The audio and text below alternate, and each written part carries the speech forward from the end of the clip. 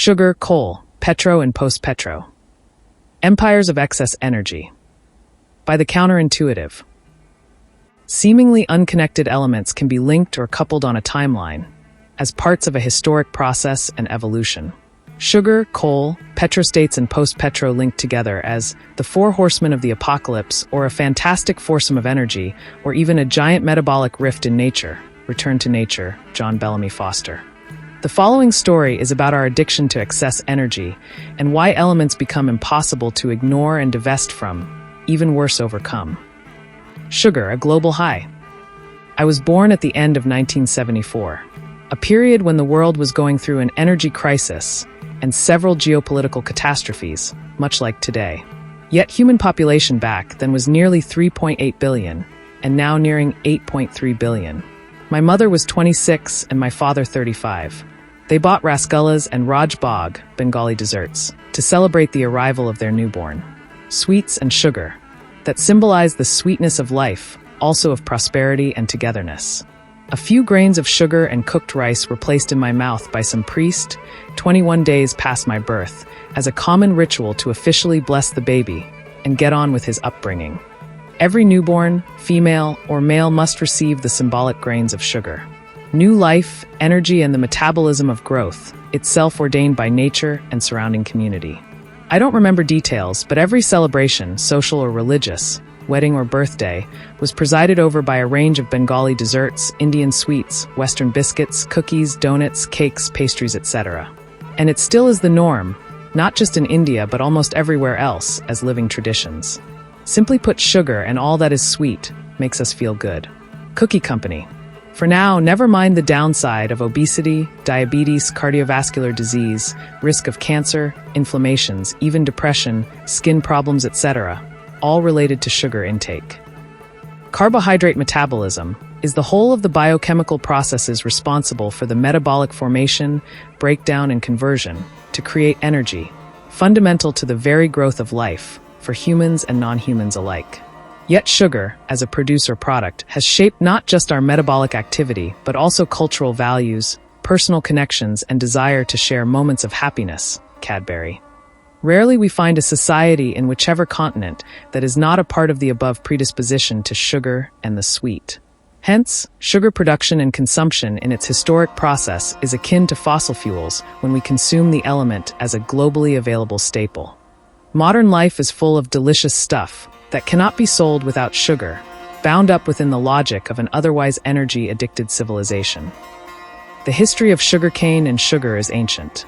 Emerging first from Indonesia and Papua New Guinea, 4000 BCE, the extraction of sugar cane juice from the sugarcane plant proliferated first to southern China, 3000 BCE, and then to Bengal, 600 BCE.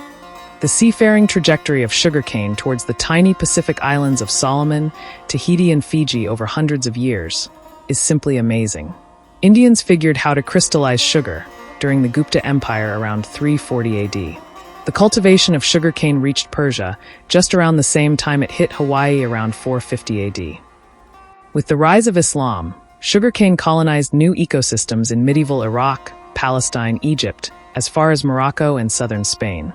The Catholic Crusades, spanning almost 200 years, 1096 to 1292 AD, also brought Europeans in contact with sugar, as chronicled by William of Tyre in the late 12th century, as end quote, a most precious product, very necessary for the use and health of mankind, end quote. The fundamental problem with sugar production, that it remained highly labor-intensive in terms of growing, processing, and shipping. While gold and silver, opium, coffee, tea and tobacco, spices and silk all play a role in the power of European colonialism and early capitalism, it was sugar that turbocharged European prospects during the next 300 years. White gold was a common term in 14th century Spain and Portugal. While before Christopher Columbus discovered the New World, 1492, the Portuguese had colonized the West African island of Madeira, Porto Santo, naming it literally because it was full of tall trees, 1418. Madeira can be understood as a laboratory version of a global model, as a proto-mechanism of colonization, extraction, slavery, and enrichment, coupled together as the praxis of energy and capital. The ravenous architecture of colonization and extraction, they cannibalized the forests, converting the wood into timber, to make new slave galleons, docks, and ports, as well as clear land for the first successful mega-plantations of the Western Hemisphere. History of the World in 7 Cheap Things. The sugar high of Iberian plantation-based capitalism using slave labor dominated the Caribbean islands, Brazilian coast, and Mesoamerica for just a while, 1510 to 1665. The sucrose monopoly was eventually hijacked by the British, French, and Dutch colonizers, introducing improved techniques and technologies of sugar production and transport. Fact that James Watt's steam engine revolution coincides with the inception of the Jamaica Railway Corporation shows how sugar energized the colonial arteries of Europe. From British America, it drove colonization, brought in required African slave labor, while it fueled consumer use in Europe and its peripheries. With every preceding century, the techniques and involved technologies only got better, not just in the Caribbean colonies in southern US, but across Philippines, Indonesia, China, vast parts of Middle Africa, the entire continent of South America except Chile. No doubt a major part of the food industry, as well as high cuisine, would collapse tomorrow without sugar. The experts continue to insist that sugar has some addictive qualities, but it's not officially classified as an addictive substance like alcohol, nicotine, or drugs, Harvard Gazette. Yet, rum is a liquor made by fermenting and distilling sugarcane molasses, a globally popular drink that came about as a consequence of Iberian plantations in the Caribbean and Brazil, 1510 to 1665. The tapestry of addiction to sugar within the web of food is simply immense. From birth to death, sugar is present, or worse, the reason of our health concerns. Global presence of sugar within our food chain can be understood as a part of the giant metabolic rift, return to nature. A serious health crisis as well, the what they call emotional eating and social craving. Yet, the sweet element we crave is invisible and potent as a global energizer, a caloric success without any limits. Thousands of products that can evolve as sugar-free to fill any gaps in the market. However contradictory and cruel, its value and place, validated by us all and still turbocharging capitalism. A lot has been written about the discovery, use, and proliferation of coal to power the second industrial revolution. Coal-powered Britain's industrial and economic expansion is also full of environmental destruction, rising wealth inequality, air pollution, and penury of miners. The abundance of coal discovered in Britain 1750 was a key factor that enabled the country's early industrialization, Britannica Encyclopedia. Bizarre attributions come up for the coal boom of 18th century England, as demand for coal exploded in the 1700s thanks to a population boom. Guardian, 2024.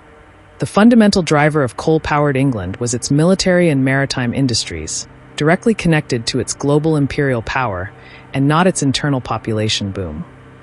Yet the prospects of cheap energy based on coal would be exhausted by the early 20th century, akin to how Madeira was cannibalized during 1400s. Haiti and Cuba in the mid-1600s, America in the 1870s, road to Wigan Pier, 1935.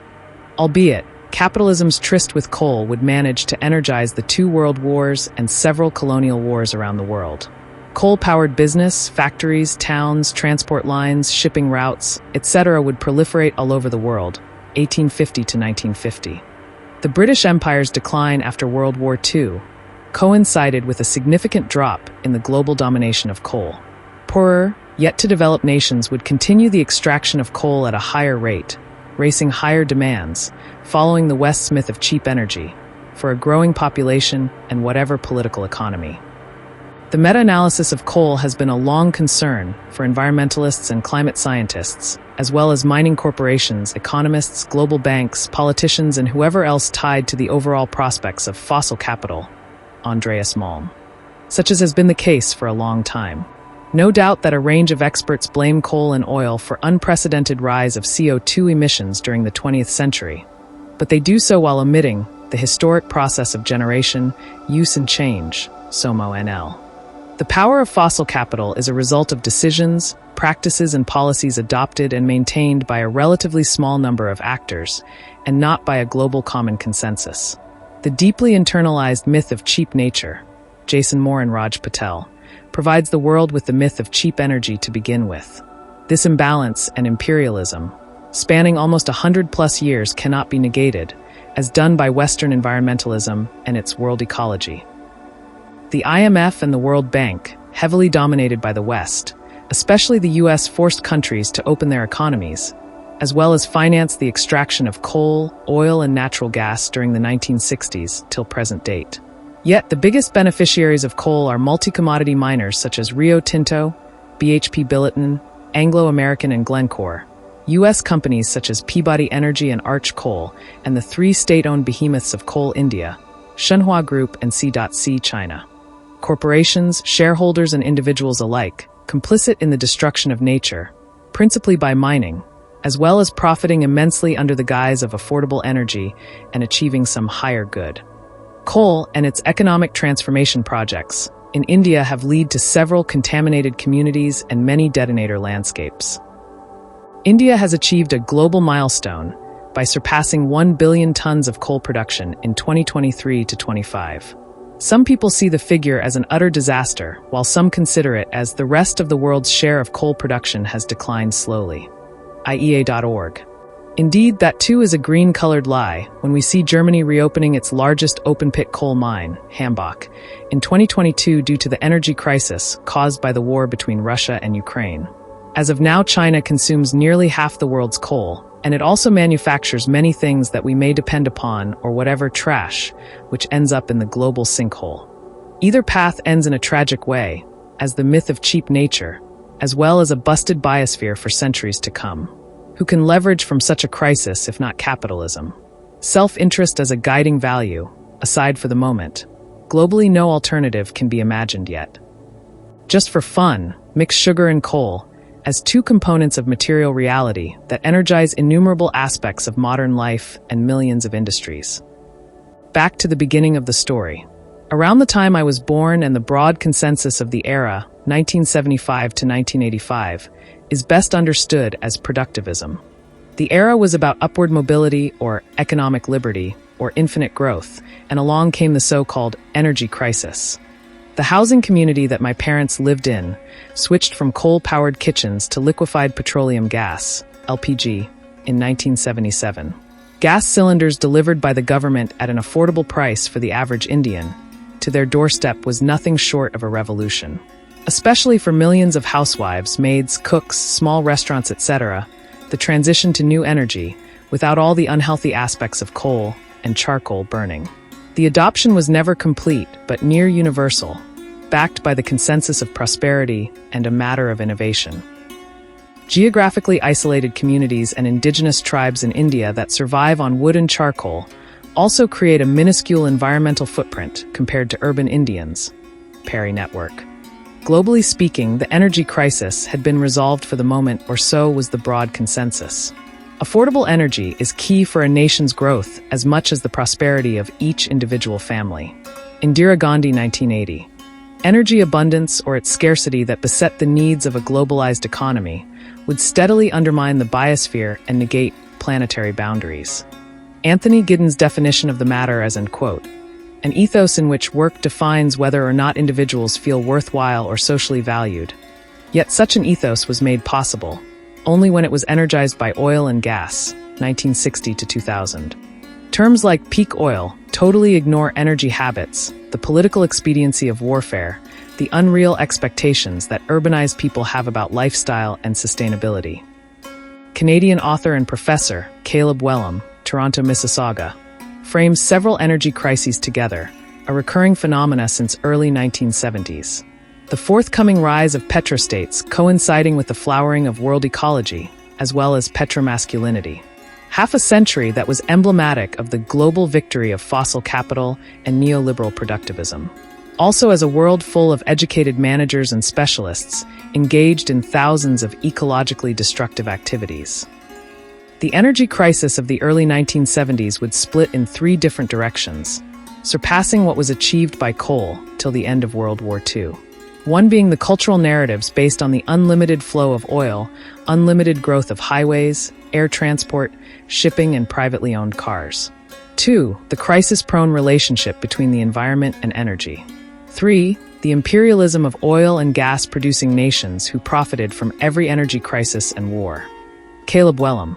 Contradictions that can be objectively made sense of. but in hindsight only when a new crisis is already in motion upon pre-existing ones. Looking back at the wonder years, and my father who spent an entire career spanning almost 30 years as a polymers and plastics expert, working his way up in a British-era corporation called Amines and Plasticizers. He could imagine a house full of durable plastic products. But he could never visualize a contaminated planet, full of polymers and microplastics. Our own bodies and millions of living beings, now host to residual plastic particles. The oceans which now nest swaths of plastic and corrosive discarded waste. My parents' generation was simply part of a really broad consensus, however well-meaning. In reality, it was and still is destructive and irreversible. By constructing the oil crisis in certain ways, the United States and many fossil capital-based nations secured a temporary future of endless growth, limitless consumption, and fleeting pleasures. Pretty heady stuff. Just for fun, mix sugar, coal, oil, and plastic as components of material reality that energize and hold together innumerable aspects of our lives and millions of industries. And don't worry too much, because the post-Petro world is fast approaching, and there will be much to cope in terms of change as is. Drill baby drill, Donald Trump, 2023. The world to breach 1.5 degrees Celsius limit in the next 5 years, United Nations, 2024. We are outside the realm of normality, James Hansen. The window for meaningful change is quickly closing, UNFCCC. It's warming. It's us. We're sure. It's bad. 350.org. We are out of time. Adam McKay. I want you to panic. Greta Thunberg. 2.0 million from 50 countries believe climate change is the biggest emergency. Climate Emergency Declaration. Heaviest rainfall in 130 years. Nowhere is safe. The Guardian. Impetus for a different world has begun. Humanium. Summer 2020 for the hottest ever. WEF. To drill the last molecule. Prince bin Salman Al Saud. World enters this critical window. Post-Capitalism now. The much speculated post-Petro world shapes social reality of our age. Well, a part of it at least. What appears like diverging paths of fossil capital and renewable energy are both in sync with the old maxims of capitalism and its utterly destructive myth of cheap nature.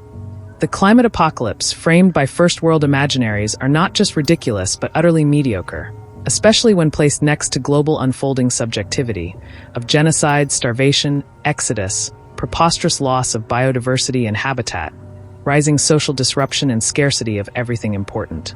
Meanwhile, Colombia emerges as the only nation to give up on fossil capital.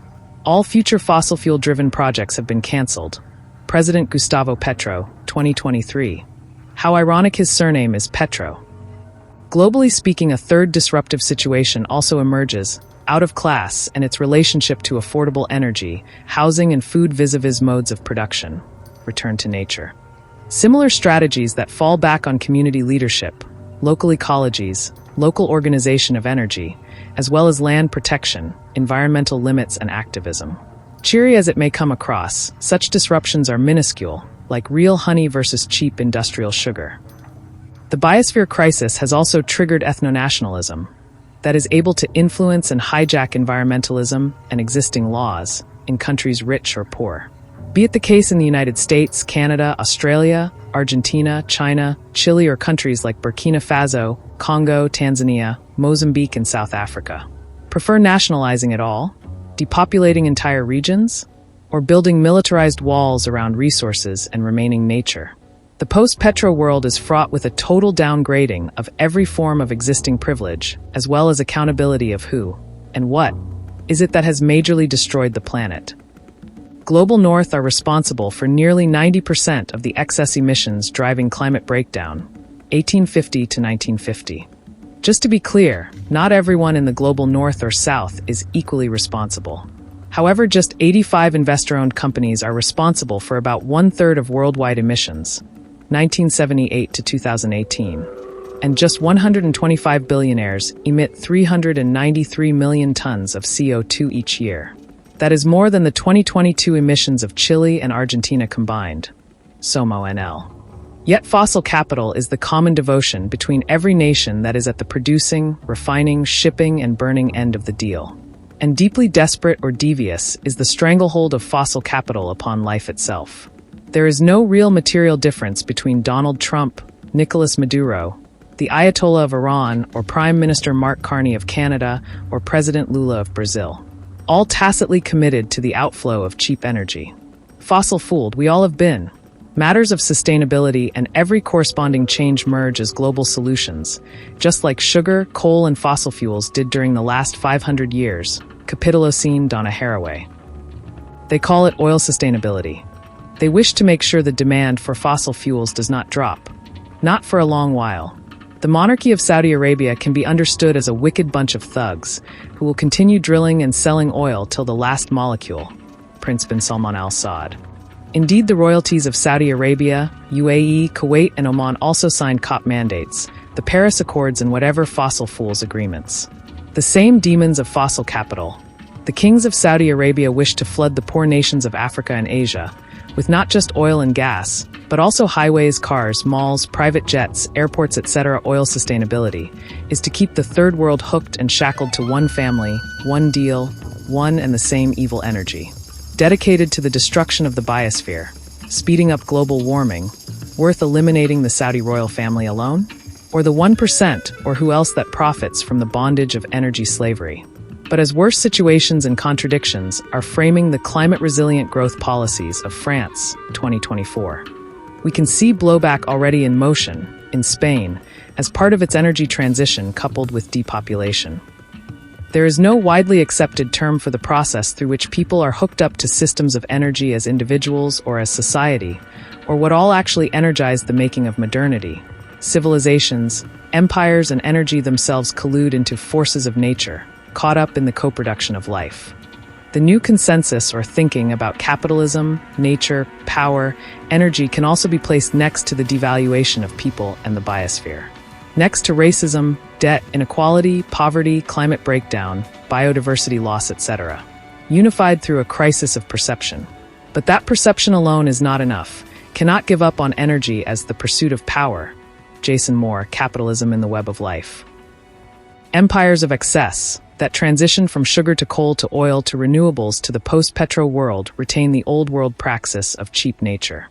Is why the material reality still looks more like the same old imbalance and excess, but at a greater scale, sugary desserts and cakes for a few people and dry bread or nothing for the rest.